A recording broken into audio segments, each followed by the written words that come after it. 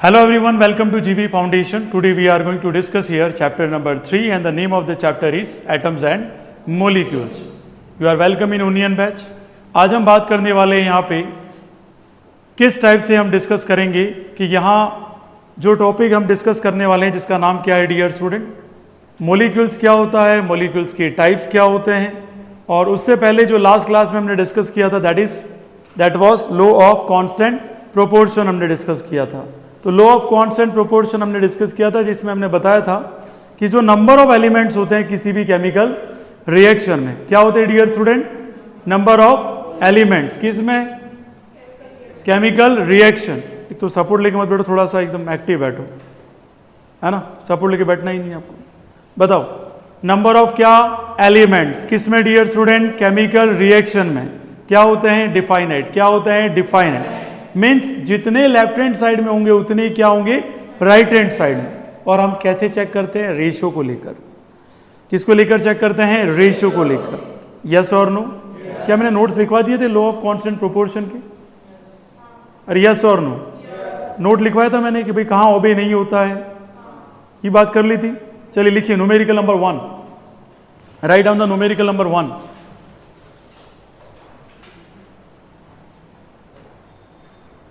और वैसे न्यूमेरिकल आपको मिलेंगे चाहे वो किसी भी स्कूल में पढ़ता हो, वो थोड़ा सा ध्यान रखना। लिखिए 0.24 ग्राम, 0.24 ग्राम, 0.24 gram sample of a compound, sample of a compound of oxygen and boron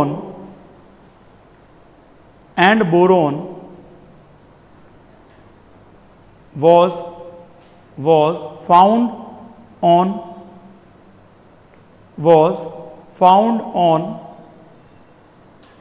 analysis to contain found on analysis to contain 0.096 ग्राम, 0.096 ग्राम लिखा, 0.096 gram of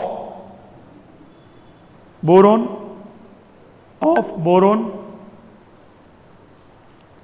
and 0.144 gram and 0.144 gram of oxygen,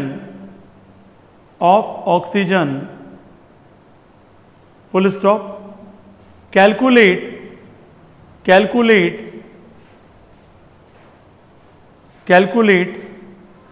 the percentage composition of the compound. Calculate the percentage composition of the compound.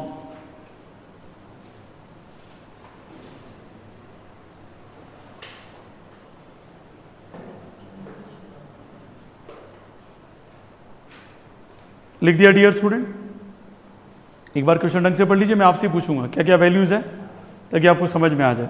So numerical number 1 आज की class का dear student जिसमें हमें discuss करना है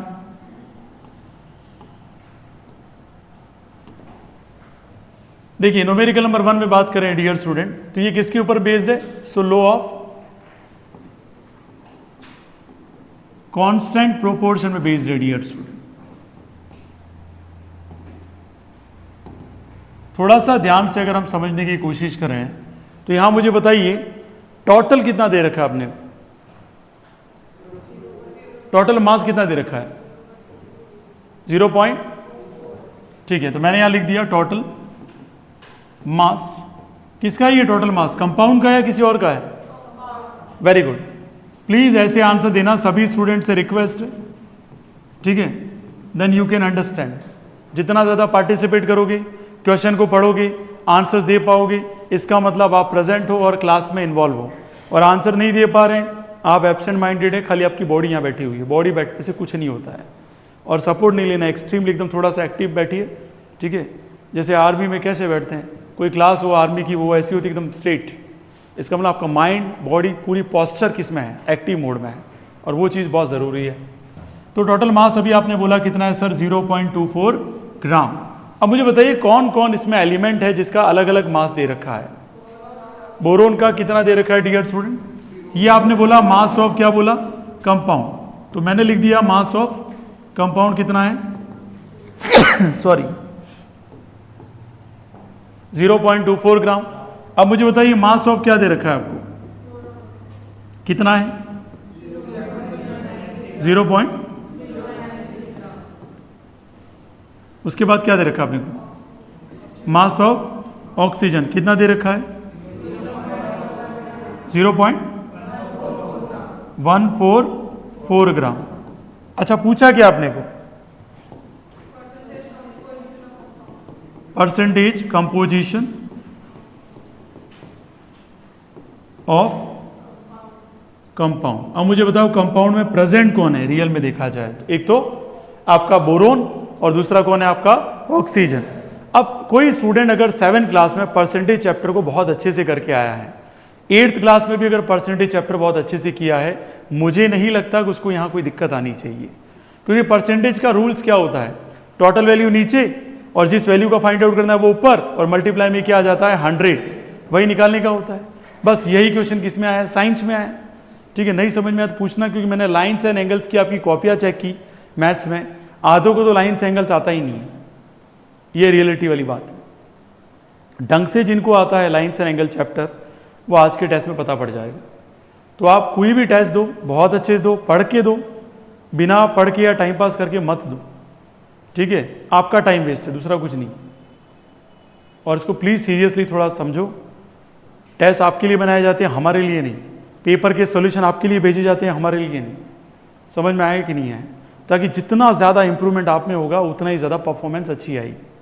आप इसको सीरियसली नहीं ले रहे हैं, वो दिख रहा है टेस्ट पेपर्स में। ठीक है, होमवर्क पूरी दुनिया में सबके पास है। एक टॉपर्स बच्चा निकलता है और एक डफर बच्चा निकलता है। दोनों में डिफरेंस क्या है? टॉपर मैनेज करना जानता है, वो कितना भी हो संडे को होमवर्क लेके बैठेगा, पूरा होमवर्क निपटा देगा।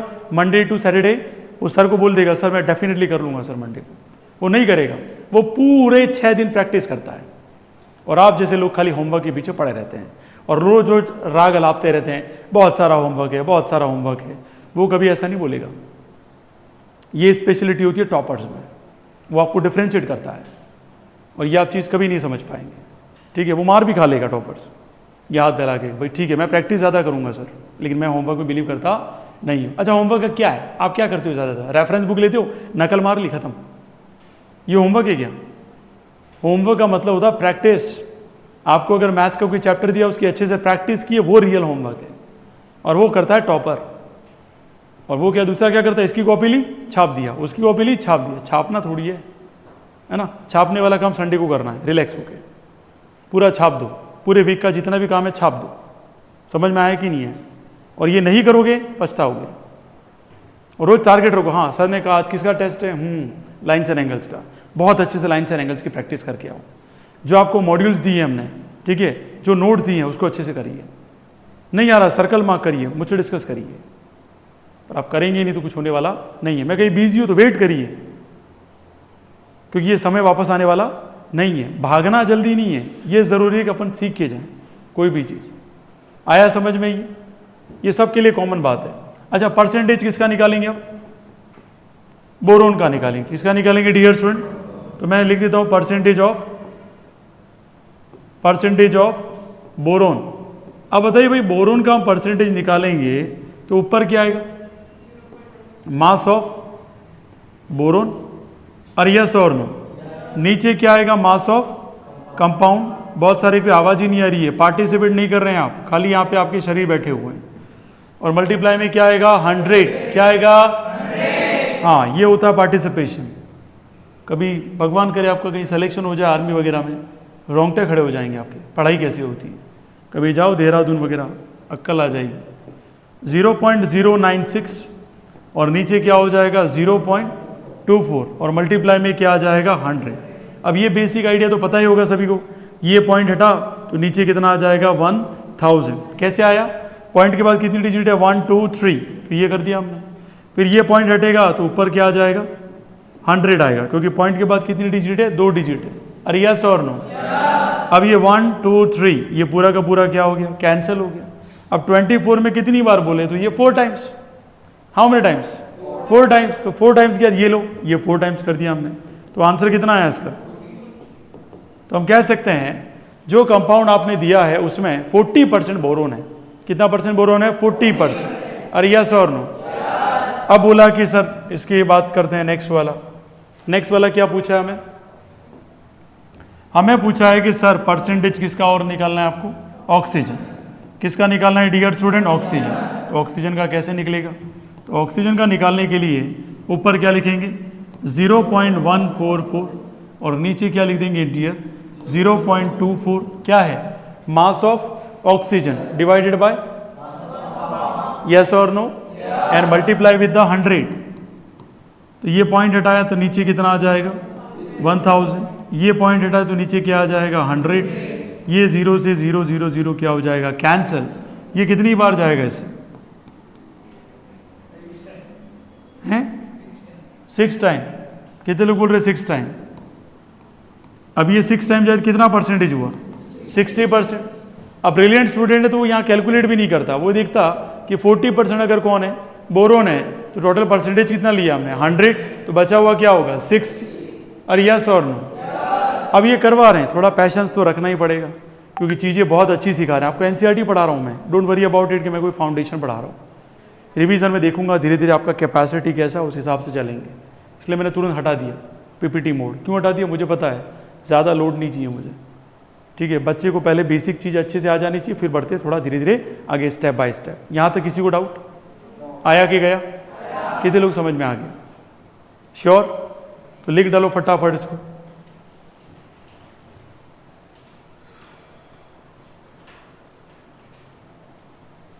ठीक है, थोड़ा सा स्पीड से लिख देना, जितना स्पीड हो सके उतना लिख लो आप।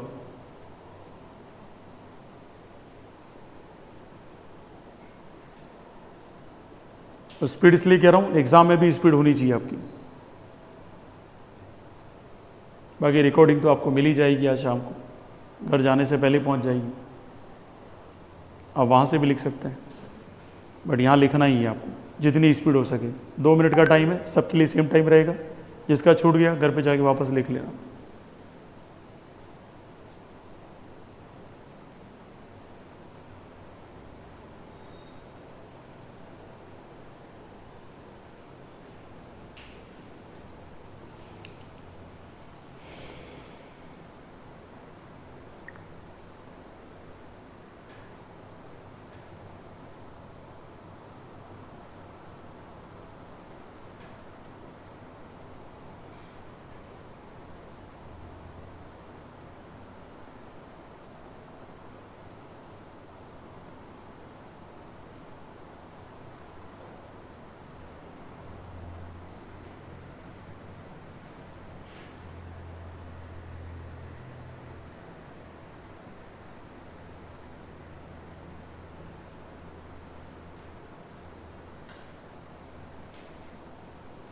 हो गया, कर लिया नोट,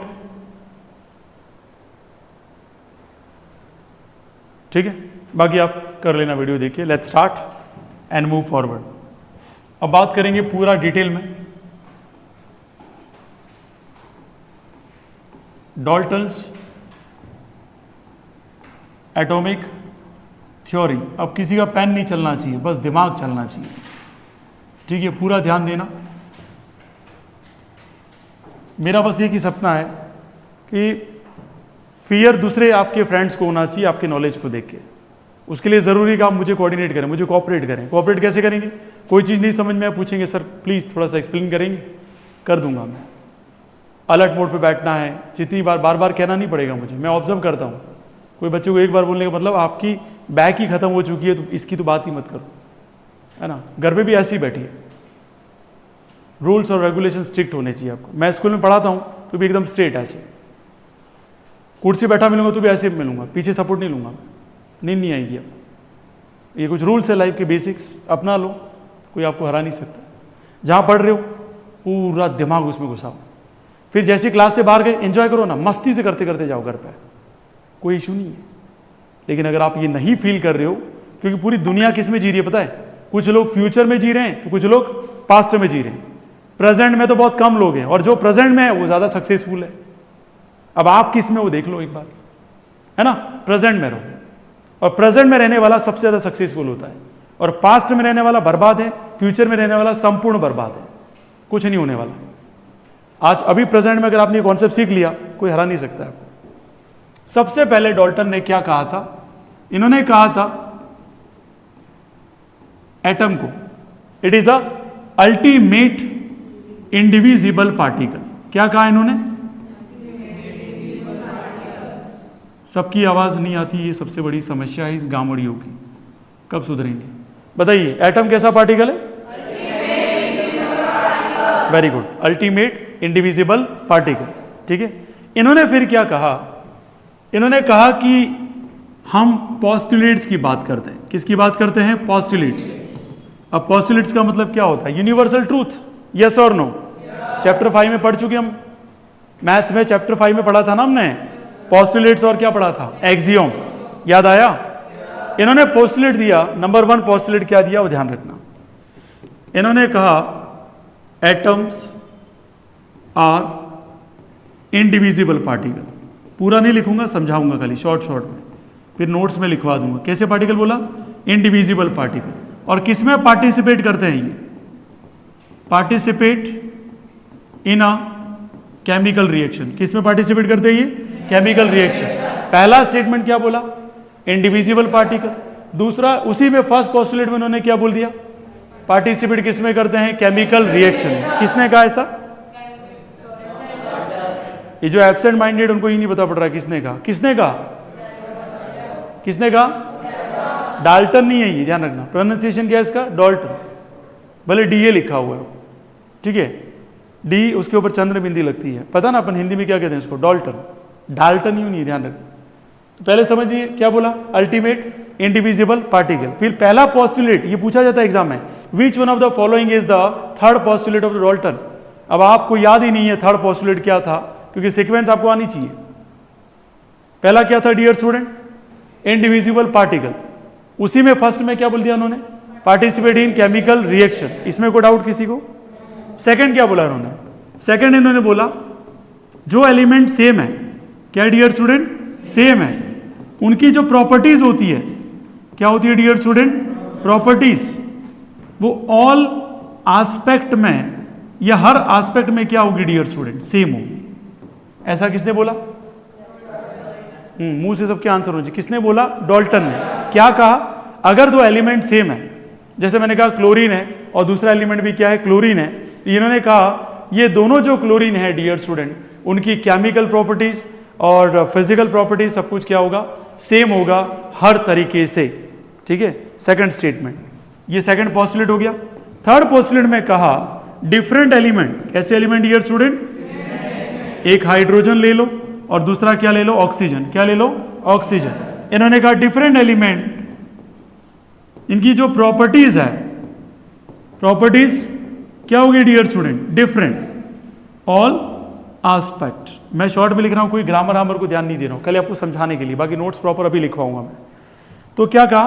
प्रॉपर्टीज होती है वो डिफरेंट होती है हर आस्पेक्ट में। ठीक है, किसने कहा डियर स्टूडेंट? डाल्टन ने। थर्ड पोस्टुलेट ने कहा भाई कोई भी एलिमेंट अलग अलग है, जैसे मान लो एक ऑर्गन है, दूसरा कैल्शियम है। इन्होंने कहा इनकी सारी प्रॉपर्टीज क्या होगी? अलग अलग होगी, क्योंकि एलिमेंट ही क्या है? अलग अलग है। आया समझ में? कोई डाउट किसी को? चौथा इन्होंने कहा एटम्स जो है उसको क्या नहीं किया जा सकता? क्रिएट नहीं किया जा सकता। क्या नहीं किया जा सकता? डेस्ट्रॉयड नहीं किया जा सकता। ये स्टेटमेंट किसने दिया? याद रखना, फोर्थ पोस्टुलेट में इन्होंने ये कहा atoms can not be created and not be destroyed, and that statement is given by John Dalton. और यस और नो? अब फिफ्थ स्टेटमेंट क्या दिया इन्होंने? जो भी एलिमेंट्स है, एलिमेंट्स का मतलब ही क्या है डियर स्टूडेंट? यहां एटम। क्या है डियर स्टूडेंट? एटम। कोई भी एलिमेंट, कोई भी एटम जो कंबाइन होते हैं, क्या होते हैं डियर स्टूडेंट? कंबाइन। वो किस में होते हैं? फिक्स रेशो में होते हैं। ठीक है, या किस में होते हैं? प्रोपोर्शन में होते हैं। अब देखो प्रोपोर्शन फिक्स रेशियो में होते हैं और मास जो रिएक्टेंट साइड का है वो किसके बराबर होता है, प्रोडक्ट साइड का। ये कौन से स्टेटमेंट में, किस पोस्टुलेट में उन्होंने बोला था, फिफ्थ पोस्टुलेट। कौन से पोस्टुलेट बोला था उन्होंने, फिफ्थ। कितने पोस्टुलेट पढ़े हमने जॉन डाल्टन के, 5। पहला बताओ क्या था,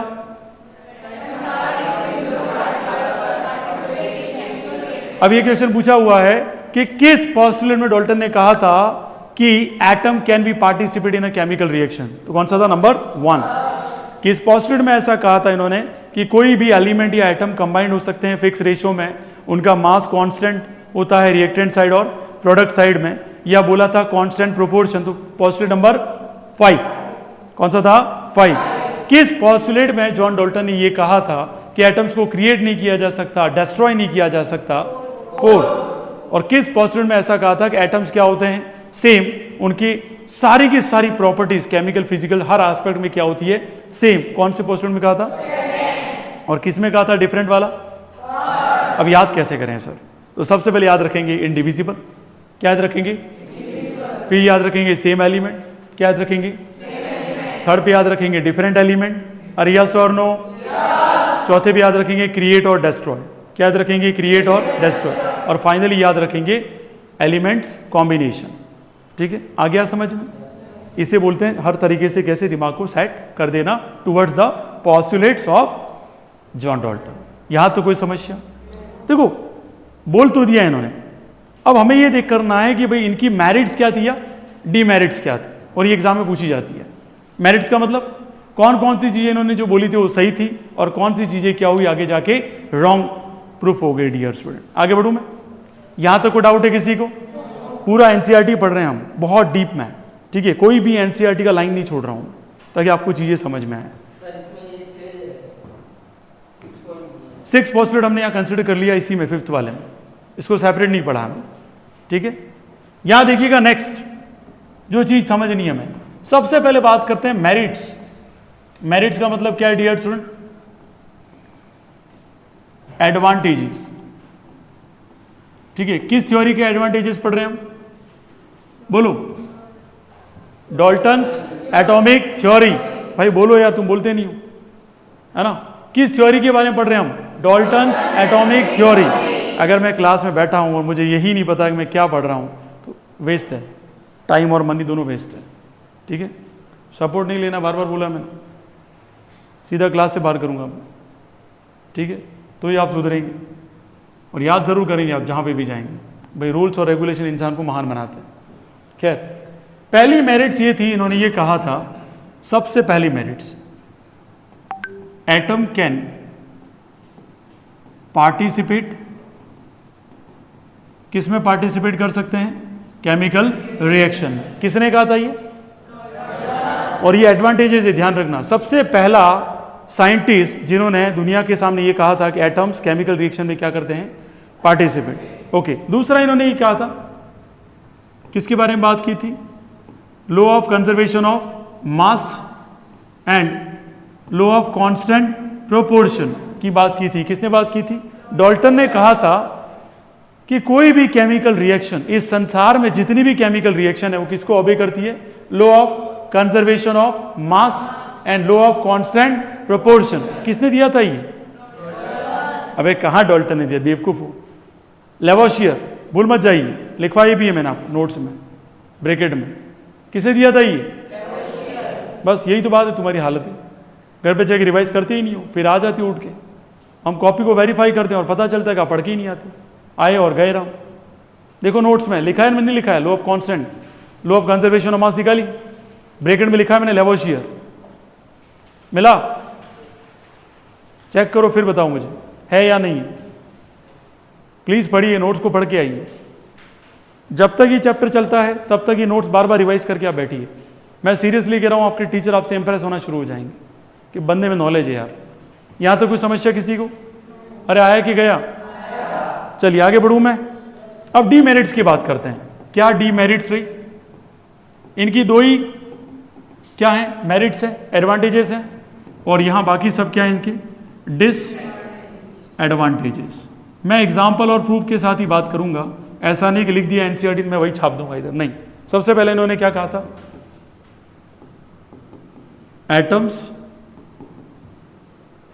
एटम्स आर इनडिविजिबल। तो ये आगे जाके थ्योरी रॉन्ग हो जाती है, ऐसा कुछ भी होता नहीं है। Atoms are divisible. कैसे सर? इसके कौन कौन से पार्टिकल हमें देखने को मिलते हैं? सब एटॉमिक पार्टिकल। कौन से पार्टिकल देखने को मिलते हैं सर? ये कौन है सर? तो पहला हम पढ़ेंगे इलेक्ट्रॉन, दूसरा हम पढ़ते हैं प्रोटॉन, और तीसरा हम पढ़ते हैं न्यूट्रॉन, जिसकी वजह से ये थ्योरी फेल हो गई, ये स्टेटमेंट फेल हो गया। तो पोस्टुलेट नंबर 1 फेल हुआ। किसका फेल हो गया? John Dalton. और यस और नो? एटम कितने पार्ट में डिवाइड हो गया आगे जाके? 3 पार्ट में। कौन कौन से पार्टिकल उसके पास? इलेक्ट्रॉन, प्रोटॉन और न्यूट्रॉन। आया कि गया? तो विद प्रूफ आप समझा सकते हैं कि सर इंडिविजुअल वाली थ्योरी क्या हुई? फेल हो गई आगे जाकर। किसका? पोस्टुलेट नंबर 1 किसका? John Dalton. दूसरा इन्होंने क्या कहा? जिसको डिवाइड नहीं किया जा सकता कभी भी, और जबकि ये तो भगवान ने पहले से अंदर डाल रखे हैं डिवाइड करके। तो कौन डाल रखे हैं? 3 बच्चे। यस और नो? आगे बढ़ते। सेकंड इन्होंने एक कंडीशन रख दी, ठीक है? जैसे ये पूछ रहा है वैसे आप भी पूछिए। मैं फिर कह रहा हूँ, अगर आप नहीं पूछेंगे तो बहुत पीछे जाएंगे। और आप अगर ये समझ रहे हैं कि मैं अपनी क्लास का टॉपर हूँ, आप यूजलेस थॉट सोच रहे हैं। आपको नेशन का टॉपर होना चाहिए। बात समझ में आई कि नहीं आई? आपका कंपटीशन कोई आपके साइड वाले से नहीं है, आपका कंपटीशन खुद के ब्रेन से है। और जो इंसान खुद से कंपटीशन करता है उसको कोई नहीं हरा सकता है। ये मेरा मानना नहीं है, बड़े बड़े जो विद्वान हुए उनका भी मानना है, ठीक है? और जो दूसरों से कंपेयर करता है वो कभी आगे बढ़ ही नहीं सकता, इस जन्म में तो नहीं बढ़ सकता, ठीक है? खैर, यहां तक कोई समस्या किसी को? दूसरा इन्होंने ये कहा था, सेम एलिमेंट वाला कॉन्सेप्ट यूज किया था इन्होंने, कि जो सेम एलिमेंट होते हैं वो हर एस्पेक्ट में क्या होते हैं डियर स्टूडेंट? सेम होते हैं। क्या होते हैं? सेम। आवाज दबनी नहीं चाहिए, सबकी आनी चाहिए। ये गलत साबित हुआ आगे जाके, क्योंकि हाइड्रोजन के भी क्या है? आइसोटॉप्स। क्या है? Isotopes, isobars. इसको भी पढ़ेंगे हम चैप्टर 4 में। अभी खाली सुनना कान से, मैं प्रूफ के साथ क्यों बात कर रहा हूं। हाइड्रोजन का इन्होंने कहा, अब मुझे बताओ हाइड्रोजन का एटॉमिक नंबर यहां पर क्या है? 1 1 और 1, लेकिन एटॉमिक मास चेंज हुए। पहले का क्या है? 1, दूसरे का क्या है? तीसरे का क्या है? इसे हम कहते हैं डियर स्टूडेंट हाइड्रियम। क्या कहते हैं? हाइड्रियम। ध्यान रखना डियर स्टूडेंट, चीजें बहुत इजी है अंटिल आप इसको समझें अच्छे से। आइसोटॉप है। क्या है? आइसोटॉप। आगे पढ़ेंगे चैप्टर 4 में, हर चीज है ये वाली। इसे बोलते हैं ड्यूटीरियम। क्या बोलते हैं डियर स्टूडेंट? ड्यूट्रियम। और इसे बोलते हैं ट्राइटियम। क्या बोलते हैं? ट्राइटियम। बहुत अच्छे से समझ लेना इन तीनों को। अब मुझे बताओ इन्होंने क्या कहा था? हाइड्रोजन। क्या ये हाइड्रोजन नहीं है? क्या ये हाइड्रोजन नहीं है? अरे हाँ या ना तो बोलो एटलीस्ट। गूंगे बच्चों जीवन में कभी आगे नहीं बढ़ सकते ऐसे करोगे तो। थोड़ा सा मॉडर्न टेक्नोलॉजी में आओ। कभी जयपुर का स्टूडेंट को देख गया गलती से, दिल्ली का देखा, इतना बोल्ड होगा तुम्हें ऊपर से नीचे बैंड बजा देगा तुम्हारी। जब आपको पूछा ये हाइड्रोजन है, यस, अगर आपको आंखें तो दी है ना भगवान ने, थॉट प्रोसेस भी दिया होगा ब्रेन का, इमीडिएट आंसर आना चाहिए। उसे बोलते हैं पढ़ाई। ये हाइड्रोजन है कि नहीं है? एटॉमिक नंबर सबका क्या दिख रहा है? 1 1। ये रहा 1, ये 1, ये 1 दिख रहा सभी को डियर स्टूडेंट? क्या एटॉमिक मास सबके सेम है, अलग अलग है? अब अलग अलग है भाई साहब। यहां मार्क आ गए जॉन डाल्टन। इन्होंने क्या कहा था? सेम एलिमेंट का सब कुछ क्या होगा? सेम। क्या सब कुछ सेम है? तो फेल हो गया इनका पोस्टुलेट नंबर 2। यस और नो? तो हर चीज प्रूफ के साथ समझाओगे तो टीचर्स भी कहेगा क्या बात है, नॉलेज है बंदे में। ऐसा नहीं लाइन रगड़ दी ये फेल है। फेल है क्या होता है? क्यों फेल है? इसमें किसी को डाउट? आगे बढ़ू क्या मैं? मास, क्योंकि नंबर ऑफ न्यूट्रॉन वेरी कर जाते हैं। वो आगे बढ़ेंगे चैप्टर 4 स्ट्रक्चर ऑफ एटम में, ठीक है? यहां नहीं है इस चैप्टर में। ये आ गया सभी को समझ में? कोई डाउट किसी को? ठीक है, इसलिए तो चैप्टर 4 का नाम क्या रखा है? Structure of atom. अभी हम क्या पढ़े? Atoms and molecules. Her chapter की सीक्वेंस शानदार तरीके से सेट कर रखी है एनसीईआरटी ने, ताकि बच्चे के हर डाउट टूटते जाएं। चलिए नेक्स्ट, तीसरा डीमेरिट्स क्या था इनका? इन्होंने कहा था डिफरेंट एलिमेंट। ध्यान देना कविश, क्योंकि तुम्हारा ध्यान रहता नहीं है एक जगह, फिर रिजल्ट नहीं आते हैं। डिफरेंट एलिमेंट्स जो होते हैं वो ऑल एस्पेक्ट्स में क्या होते हैं? डिफरेंट। किसने कहा था ऐसा? Very good. इन्होंने कहा, ये फेल हुए वापस। मैंने पहला ले लिया ऑर्गन। का एटॉमिक नंबर क्या होता है? 18। एटॉमिक मास कितना है? 40 है। कितना है? 40 है। फिर हमने ले लिया कैल्शियम, कैल्शियम का एटॉमिक नंबर 20 है, लेकिन एटॉमिक मास क्या है 40 है। अब मुझे बताओ क्या आर्गन और कैल्शियम दोनों अलग अलग हैं? पहले तो मैं जो पूछूं उसका यस नो में आंसर देना, ताकि मुझे पता पड़े आपको आता भी है कि खाली बैठे हैं यहाँ पे। क्या दोनों अलग अलग हैं? एटॉमिक नंबर दोनों का अलग है, ठीक है, मैं सेटिस्फाई हुआ जॉन डाल्टन की थ्योरी से, लेकिन गड़बड़ कहाँ हुई? तो क्या अलग अलग एलिमेंट का भी एटॉमिक मास सेम हुआ कि नहीं हुआ? तो क्या ऑल एस्पेक्ट वाली थ्योरी एक्सेप्ट कर सकते हैं हम? बस ये फेल हो गया। फिर कौन फेल हुआ? John Dalton. कौन सी थ्योरी? Postulate number 3। और यस और नो? ये कुछ इनके एस्पेक्ट से जो यहाँ पे क्या हो जाते हैं, ये फेलियर साबित होते हैं। और ये ध्यान रखना कौन कौन से पोस्टुलेट फेल हुए, विद प्रूफ हमने बात कर ली। यहाँ तक कोई समस्या किसी को आया कि गया? तो लिखिए फटाफट सबसे पहले पोस्टुलेट्स।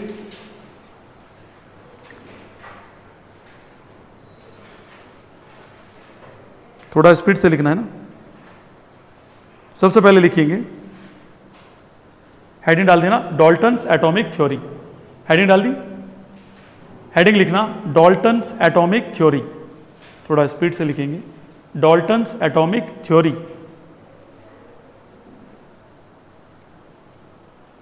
लिखो इसके अंदर एरो करके,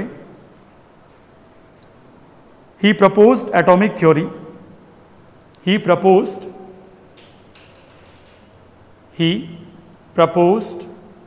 atomic theory by assuming, मन में पढ़ते हुए लिखना, रिवीजन हो जाएगा यहीं पर। by assuming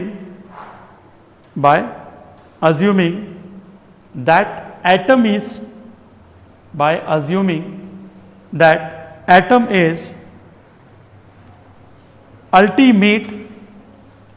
atom is ultimate indivisible particle. Atom is ultimate indivisible particle. हैं?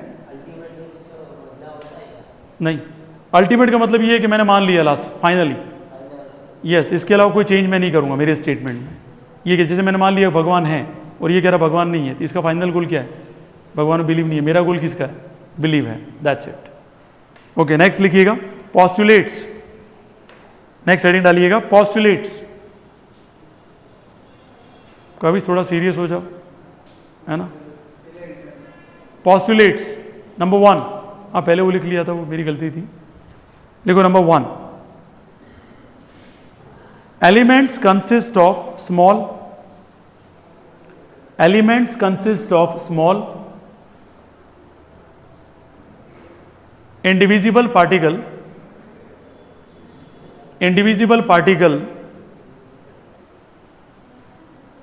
element consists of small indivisible particle and take part in a chemical reaction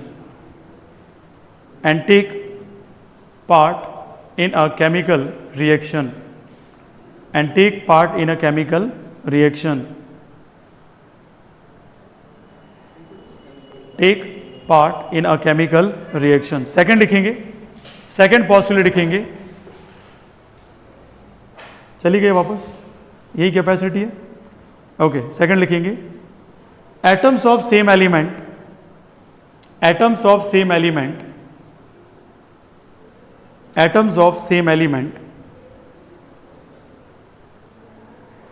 are alike alike alike in all respect दोनों चीजें acceptable है। आप aspect लिखे तो भी कोई दिक्कत नहीं है, इन ऑल रेस्पेक्ट लिख दिया। नेक्स्ट पोस्टुलेट लिखेंगे number 3, atoms of different elements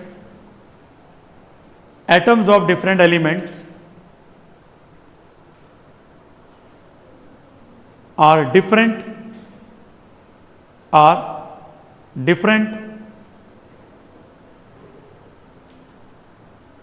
all respects लिखा। फोर्थ लिखेंगे dear, atoms can not created और डिस्ट्रॉयड। फोर्थ लिखना, atoms cannot created or destroyed. Atoms cannot created or destroyed. And the fifth one, चौथा समझ में आ गया आपको? मन में पढ़ते हुए लिखोगे तो बहुत फायदा है, नहीं लिखोगे तो आपकी इच्छा है। फिफ्थ लिखेंगे डियर, एटम्स कंबाइन इन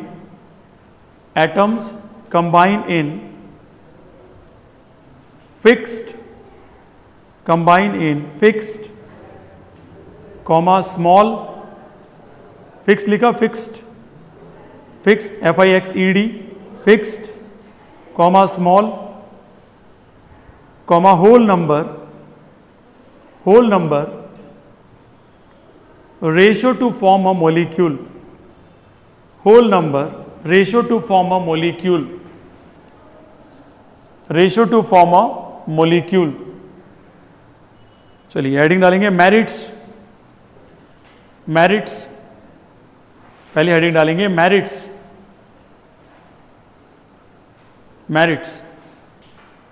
पहला लिखेंगे explain LCM and LCP। Short में इसलिए लिखो और आपको समझ में आ जाएगा। LCM क्या है? Law of conservation of mass. और LCP क्या है? Law of constant proportion. Okay, very good. Second लिखेंगे atoms take part in a chemical reaction. Atom takes part in a chemical reaction.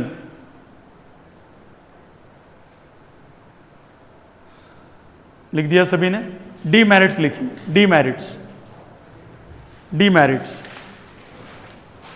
अगर नोट्स बहुत अच्छे से बनाओगे, आप जहां जाओगे वहां काम आएंगे। पहला लिखेंगे first, the atom is no longer suppose to be indivisible.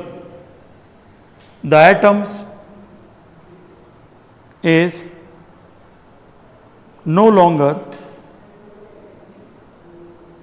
supposed to be indivisible.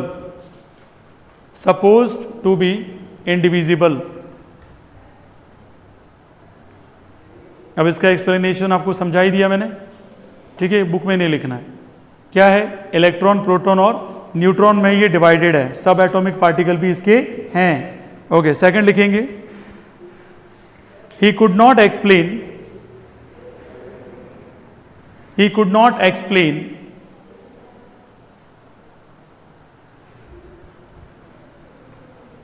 why atoms of same element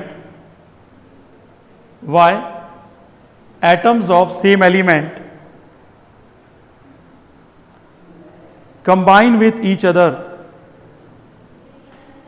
He could not explain atoms of same element combine with each other. जैसे oxygen के साथ मिलेगा तो क्या बनाएगा? O2। Hydrogen के साथ मिलेगा तो क्या बनाएगा? H2, ठीक है? और क्लोरीन के साथ मिलेगा तो क्या बनाएगा? Cl2, जिसे हम क्या बोलते हैं? कोवैलेंट बॉन्ड भी बोलते हैं, आयोनिक बॉन्ड भी बोलते हैं। ये चीजें कौन एक्सप्लेन नहीं कर पाया? John Dalton. थर्ड लिखेंगे dear student, third one, atoms of same element, atoms of, मन में थोड़ा प्लीज रिपीट करते हुए लिखना, atoms of same element may not necessarily, atoms of same element may not necessarily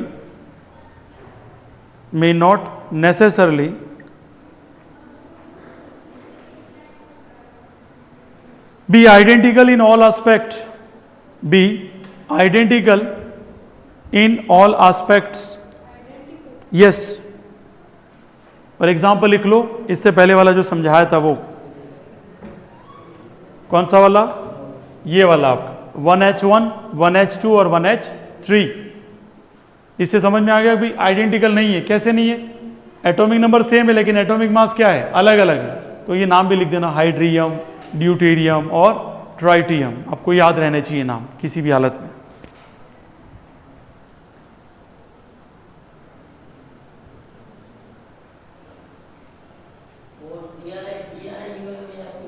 TRI, tritium, TIUM,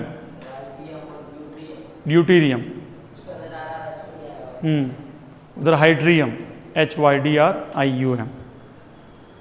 ठीक है, इसके बाद लिखो, अगर आपने एग्जाम्पल लिख लिए हों, इसके बाद लिखेंगे dear, it is not necessarily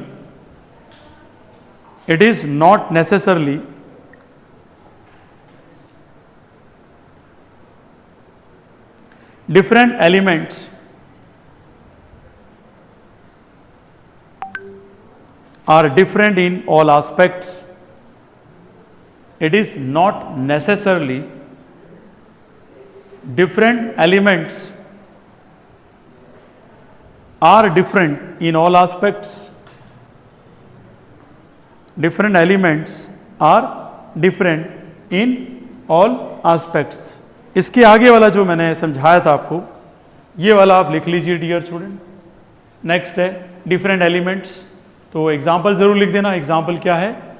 argon और कैल्शियम, आर्गन और कैल्शियम।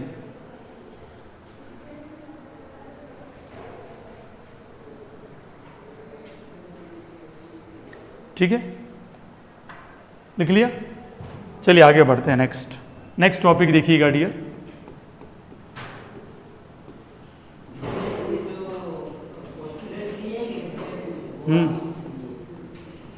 वो नहीं करने, जो हमने दिया वो फाइनल।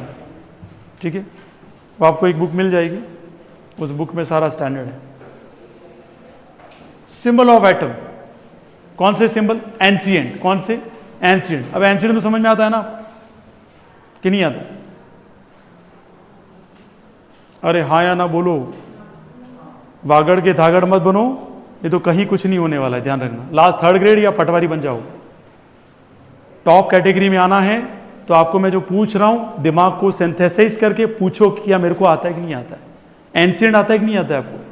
क्या होता है एंशिएंट? पुराने से पुराना, उसे बोलते हैं एंशिएंट। मॉडर्न का मतलब होता है प्रेजेंट। ये तो पता ही नहीं पता आपको? अरे हाँ या ना? तो मैं अभी जो सिंबल लिखवा रहा हूं कब है? पुराने थे, अब चेंज हो जाएंगे। और चेंज कौन से हो जाएंगे वो भी बताऊंगा मैं। तो एंशिएंट सिंबल क्या थे जो आपके एग्जाम में पूछे जाते हैं? सबसे पहले कौन था डियर स्टूडेंट? हाइड्रोजन। कौन था? हाइड्रोजन। फिर कौन था डियर स्टूडेंट? ऑक्सीजन। क्या होता है? O4। हारी ध्यान दे दे, नहीं तो किसी घाट के नहीं रहेगा, हर घाट का उतर जाएगा हर चीज। पूरा ध्यान होना चाहिए। क्यों बैठे नहीं पा रहे हो ढंग से? घर पे सीटिंग बढ़ाओ 2-3 घंटे। पहले कौन था? फिर कौन था? फिर आया हमारा कार्बन। कौन आया? कार्बन। चीजें बहुत अच्छे समझना। इसका सिंबल ऐसे सर्कल बनाया और क्या बना दिया बीच में? सेंटर। ऐसा सिंबल कहीं पर भी देख जाओ तो ध्यान रखना, ये क्या था आपका? हाइड्रोजन। ये एंशिएंट सिंबल है। जब कुछ एक एलिमेंट ही नॉन में थे, किसके? ह्यूमन बींग्स के, उन्होंने कुछ डिजाइन बनाई कि भाई ऐसा डिजाइन होगा, इसका मतलब मैंने इसको क्या बोला है? हाइड्रोजन। मान लो आपको अर्थ क्रस्ट से हाइड्रोजन मिला, तो आप क्या करेंगे? आपने एक सर्कल बनाया, उस पर डॉट बना दिया, तो जो भी अंदर आएगा फैक्ट्री वाला उसको पता है ये हाइड्रोजन है, कि उस टाइम ज्यादा एलिमेंट नॉन में नहीं थे, कम थे। Are you getting my point? अब ये क्वेश्चन ही पूछता है आपका एनसीईआरटी कि which one of the following is the symbol, ancient symbol of hydrogen. तो आप बोलेंगे सर एंशिएंट सिंबल तो पढ़ा ही नहीं है, जबकि एनसीईआरटी में भी है। चलिए, ऑक्सीजन कुछ भी नहीं, खाली सर्कल बना के छोड़ देना, सर्कल बना के छोड़ देना। कार्बन, कार्बन कैसा होता है बेटा? ब्लैक। कैसा होता है? ब्लैक। तो आप डॉट डॉट डॉट डॉट पूरे कर देना इसके। अरे आया कि गया? और कौन से सिंबल है? मिले? तो हमने लिखा ये फॉस्फोरस। तो फॉस्फोरस सभी को पता है कैसा होता है, यही साइन है। अरे चेक कर लेना भाई, बाद में तुम्हारे लेने के पड़ जाएंगे देने। स्टेयरिंग ही है ना, गाड़ी का स्टेयरिंग दिख रहा है क्या? अरे यस और नो? क्या बोलते हैं इसको? फॉस्फोरस। इसके बाद आता है सल्फर। सल्फर का साइन क्या होता है? हॉस्पिटल वाला ऐसे साइन। अरे यही है ना? इसके बाद अब आयरन जैसे लिखा, अंदर क्या लिख देगा वो? फिर कॉपर जैसे लिखा तो अंदर क्या लिख देगा वो? सी। यू सी लिखा है कल? हाँ, बिकॉज हाँ कार्बन को उसने क्या किया है? डॉट डॉट से शो किया, ये सी हो गया। फिर लीड नहीं है, वो लेड है। क्या डियर स्टूडेंट? लेड। लीड क्या है? मतलब लेवल है तुम्हारा। क्या लिखेंगे इसको? एल। फिर कौन रह गया? सिल्वर, तो सिल्वर को क्या लिख देगा वो? अब चीजों को समझिएगा। एंशिएंट सिंबल इतने ही है जो आपको याद रखने हैं। सबसे पहले बताऊं मुझे, बिल्कुल डॉट और सर्कल क्या कहलाएगा?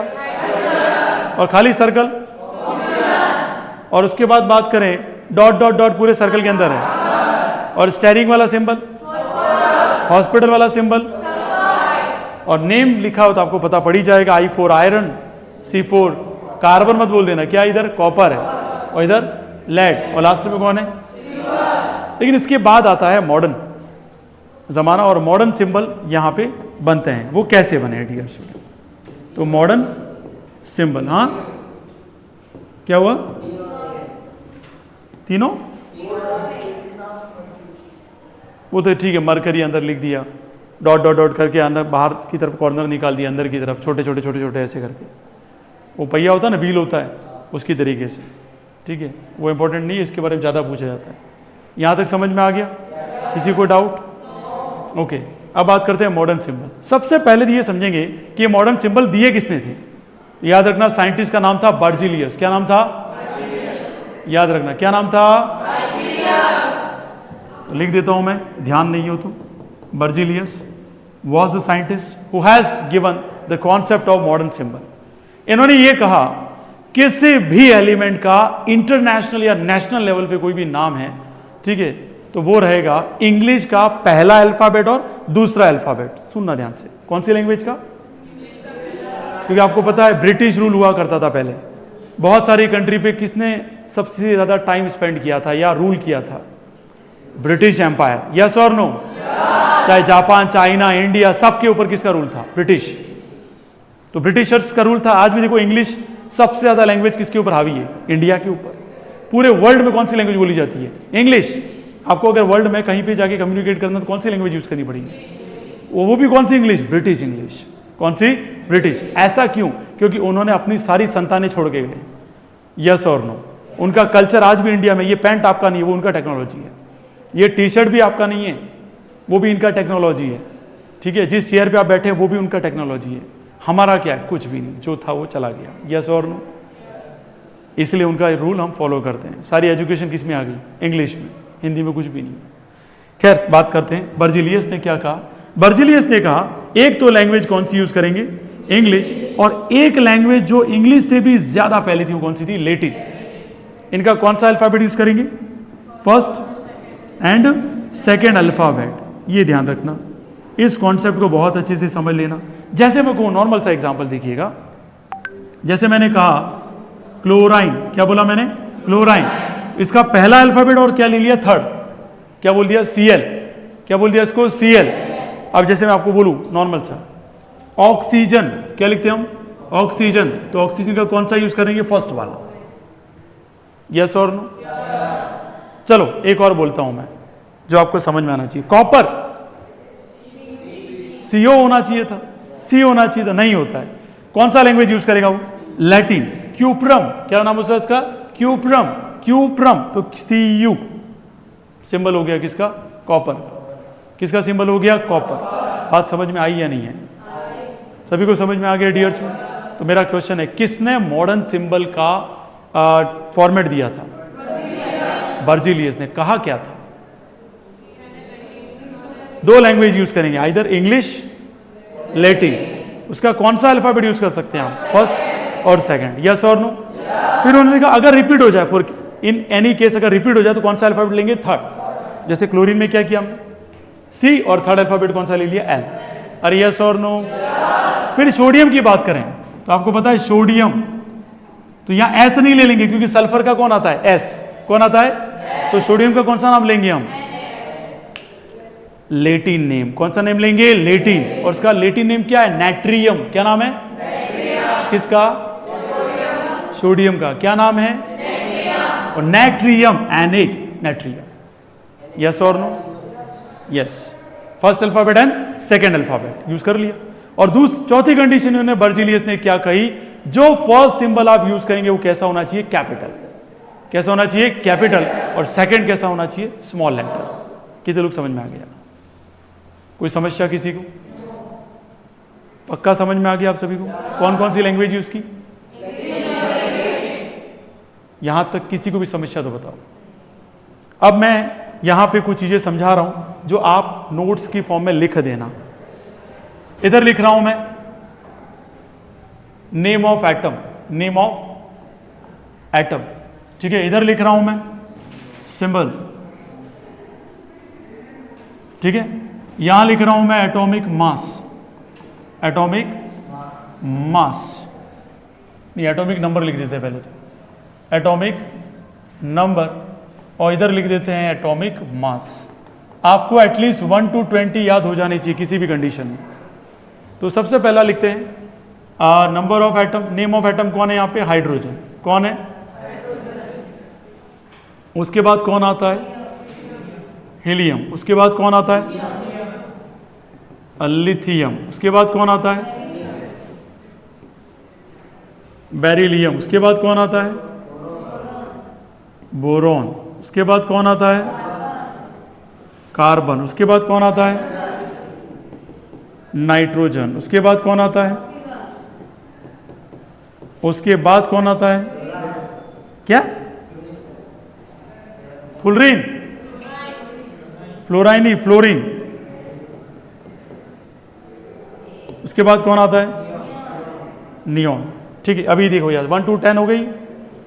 एटम, इसका सिंबल क्या होगा, H, इसका सिंबल क्या होगा, He, इसका सिंबल क्या होगा, Li, इसका सिंबल क्या होगा, बेरिलियम, बोरोन का क्या होगा, B, कार्बन का क्या होगा, C, फर्स्ट लेटर, नाइट्रोजन का क्या होगा, N, ऑक्सीजन का क्या होगा, फ्लोरीन का क्या होगा, और नियोन का क्या होगा, Ne। यस और नो? ऐसा क्यों किया, क्योंकि नाइट्रोजन का N यूज हो गया था, तो हमने इसका क्या यूज किया, फर्स्ट और सेकंड। अरे यस और नो? एटॉमिक नंबर कितना होता है, 1 2 3 4, ये 4, इसका क्या हो जाएगा 5, इसका क्या हो जाएगा 6 7 8, और इसका क्या हो जाएगा 9, इसका क्या हो जाएगा 10। यस और नो?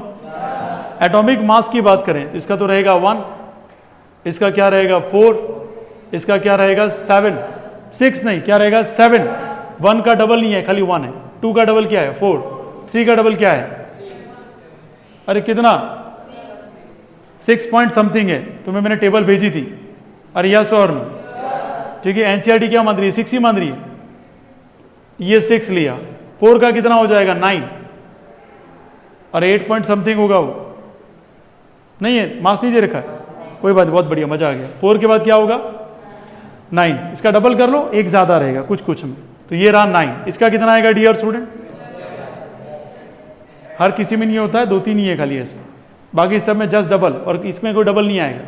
क्यों नहीं आता है, क्योंकि न्यूट्रॉन का डिफरेंसेस आता है, वो हम पढ़ेंगे स्ट्रक्चर ऑफ एटम में, डिटेल में पढ़ाऊंगा मैं। 6 का कितना होगा डबल, 7 का डबल कितना होता है, 8 का डबल कितना होता है, 9 का डबल कितना होता है, इसका होता है कितना है, इसका कितना होगा डियर, आया समझ में कि नहीं है, कुछ कुछ है, ध्यान रखना। और देखिएगा ध्यान से, now we are discussing here atomic number कौन सा है 11, फिर कौन सा आता है 12, फिर फिर फिर फिर फिर फिर फिर लास्ट 20। अच्छा बताइए, सबसे पहले 11 पे कौन आएगा, सोडियम। अरे यस और नो? सोडियम का सिंबल क्या होता है, और एटॉमिक मास कितना होता है 23, कितना होता है 23, एटॉमिक नंबर तो ये रहा। अरे हाँ या ना? चलिए, इसके बाद कौन आएगा, मैग्नीशियम। तो मैग्नीशियम का सिंबल क्या होता है, और इधर कितना आएगा बताओ, डबल 24, कितना आ जाएगा 24। इधर कौन आएगा बताओ, एल्यूमिनियम। एल्यूमिनियम का क्या सिंबल होता है, कितना आएगा इधर 26। 14 कौन आएगा बताओ, सिलिकॉन। सिलिकॉन सिंबल क्या होता है, SI, कितना आएगा 28 पॉइंट समथिंग है, 29 भी लेते हैं और 28 भी लेते हैं, दोनों देख लेना एक बार, है ना, पॉइंट के अंदर डिफरेंसेस आएगा, टेक्स्ट बुक में नहीं मिलेगा, मैंने आपको पीरियोडिक टेबल भेजी है ग्रुप में, और उसके बाद भी अगर आप उसको नहीं देख पा रहे हैं, इट्स योर फॉल्ट। 15 का कौन होगा, फॉस्फोरस। फॉस्फोरस का क्या होता है सिंबल, P। अरे यस और नो? कितना हो जाएगा ये 16 कौन है? सल्फर। कौन होता है डियर स्टूडेंट? सल्फर। चलिए सल्फर की बात करें तो कितना होगा? सिंबल क्या होगा? S। ये कितना हो जाएगा? 32। 17 पे कौन है? क्लोराइन। क्या रहता है इसका सिंबल? Cl। ये हो जाएगा 35.5। कितना हो जाएगा? 35.5। ध्यान रखना ये इंपॉर्टेंट है। 18 कौन होता है डियर स्टूडेंट? आर्गन। आर्गन का सिंबल क्या है? Ar। एटॉमिक मास कितना होता है? 40। डबल मत कर देना इसका, ध्यान रखना। फिर 19 में कौन आता है? पोटेशियम नहीं है, पोटेशियम। क्या है? पोटेशियम। ये कौन है? पोटेशियम वाला। और 20 पे कौन आ जाएगा? कौन आ जाएगा डियर स्टूडेंट? कैल्शियम। पोटेशियम का सिंबल क्या होता है? क्या होगा मास? 39। कितना होगा? 39 पॉइंट समथिंग। और यहां कैल्शियम का क्या रहेगा? Ca। और एटॉमिक मास कितना होता है? 40। अब 20 तक ही क्यों बोल रहा हूं? क्योंकि आप 9th क्लास में इसलिए 20 तक बोल रहे हैं, लेकिन जैसे 10th में आएंगे 10 और याद करने पड़ेंगे, दैट इज अप टू 30। अरे कर पाएंगे? 2 टेबल में एडवांस में भेज चुका हूं मैं आपको ग्रुप में, और उसके आपको अगर आयंस नहीं याद है तो आप फॉर्मूला नहीं बना पाएंगे। I am telling you this. अगर आपको वैलेंसी नहीं याद है, जैसे NH4+1, तो NH4 मतलब अमोनिया। अमोनिया की वैलेंसी क्या है? +1। ये याद होनी चाहिए, ठीक है? नहीं याद है, सारा फेल हो जाएगा। यहां तक कोई समस्या किसी को? कितने लोग कर लेंगे इसको? सबसे पहले आपको पूछूंगा मैं, कभी एटॉमिक नंबर भी पूछूंगा, सिंबल भी पूछूंगा, एटॉमिक मास भी पूछूंगा मैं। और ये बहुत अच्छे से आपको आने चाहिए। 1 to 20 तो एटलीस्ट आने ही चाहिए, कोई ऑप्शन नहीं है आपके पास, ठीक है? उम्मीद है आप अच्छे से कर लेंगे। कल मैं जो डिस्कस करूंगा वो पहले कह देता हूं, ठीक है? मॉलिक्यूल्स क्या होता है, मॉलिक्यूल्स के टाइप्स क्या होते हैं, ठीक है? उसके बाद मैं डिस्कस करूंगा, ये वाला तो समझ में आ गया सभी को। इसके बाद हम डिस्कस करेंगे how to make a formula also. ये सारी चीज पहले ये कवर कर लेना, और फिर मैं कह रहा हूं जब तक ये चैप्टर चल रहा है ना, शुरू से लगाकर वापस आइए, फिर शुरू से लगाकर वापस आइए। मान लो ये चैप्टर 6 दिन चला, आपने 6 बार रिवाइज कर लिया इसको। ये होता पढ़ने का तरीका। कुछ बच्चे कैसे पढ़ते हैं? आज जो टॉपिक पढ़ा वही देख लेंगे, खत्म। अरे बेवकूफ़ हो, अगर कुछ आगे निकलना है भीड़ से तो पढ़ने के तरीके बदलने पड़ेंगे। मान लो मैथ में चल रहा लाइन्स एंड एंगल्स, 4 दिन चला, स्टार्ट से वापस आइए, क्योंकि एक क्लास में 5-6 क्वेश्चन हुए होंगे, तो जब तक स्टार्ट से वापस नहीं आएंगे ब्रेन काम नहीं करेगा। और अगर 4 दिन चला, 4 बार रिवीजन कर दिया आपने उस चैप्टर का, कोई हरा नहीं सकता है। और प्रॉब्लम कहाँ है? पढ़ने का तरीका खराब है। आज जो पढ़ाया वो कर लिया, नहीं नहीं नहीं नहीं, वो तो करना ही नहीं है आपको। जब तक वो चल रहा है उसको रिवाइज कर देंगे। आज जो पढ़ाया समझ में आ गया? किसी को भी कोई डाउट है? हाँ बोलिए। देखो, जब हम क्लोराइड की बात करेंगे तब ये Cl2 की फॉर्म में आ जाएगा, मॉलिक्यूल्स की फॉर्म में आएगा। मतलब एक Cl दूसरे Cl से क्या हो जाएगा? कंबाइंड हो जाएगा। अकेला एटम है तो क्या बोल देंगे? क्लोरीन बोल देंगे। भाई कंपाउंड बन गया वो, और कंपाउंड किसके साथ आया? एक और आया तो कंबाइंड हुआ ना, और कंबाइंड होते क्या बन जाएगा? आयंस की फॉर्म में एक्सचेंज करेगा, इसलिए क्या बोलते हैं उसको? क्लोराइड। आ गया समझ में? किसी को कोई डाउट? पक्का? चले आगे कि कल पढ़ें? Okay, so thank you so much for watching GE foundation with आपके अपने एसके सर के साथ। Join GE foundation for your bright future. आपका दिन शुभ रहे।